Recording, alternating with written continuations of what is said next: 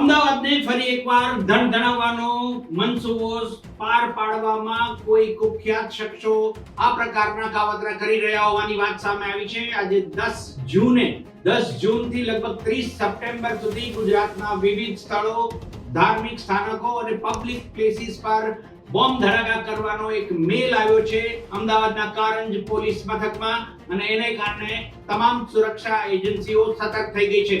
Ahmedabad municipal કોર્પોરેશનની office કે પછી રાષ્ટ્રીય સ્વયંસેવક સંઘનું કાર્યાલય અમદાવાદના મણિનગરમાં કે પછી ગાંધીનગરમાં સ્વર્ણિમ સંકુલ 1 કે જ્યાં રાજ્યના મુખ્યમંત્રી અને નાયબ મુખ્યમંત્રીની કચેરી આવેલી છે, તેમને સિલસિલાબંધ રીતે ઉડાવી દેવાનો ધમકી ભર્યો મેલ આવ્યો છે.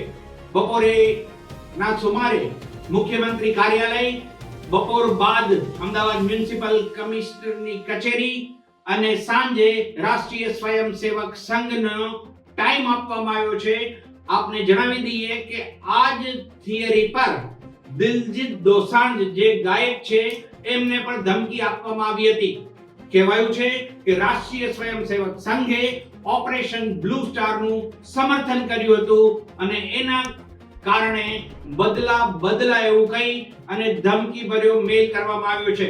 આપને જણાવી દઈએ કે ગુજરાતના નવા ડીજીપી તરીકે જ્ઞાનેન્દ્રસિંહ મલિકની 2 દિવસ પહેલા જ વરણી થઈ છે અને અમદાવાદમાં પોલીસ કમિશનરનું પદ ખાલી છે.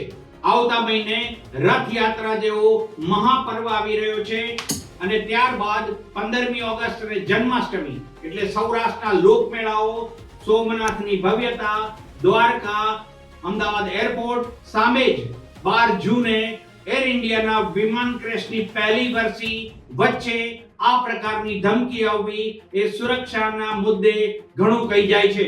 આપને જણાવી દઈએ કે દેશના વડાપ્રધાન નરેન્દ્ર મોદીએ આજના દિવસે વડાપ્રધાન પદે રહેવાનો સૌથી લાંબો કાર્યકાળ ફતેહ કર્યો છે.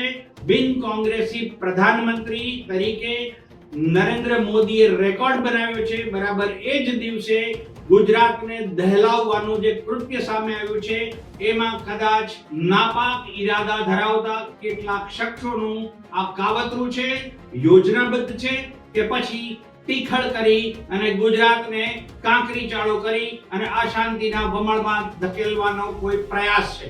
જોતા રહો ગુજરાત વંદન.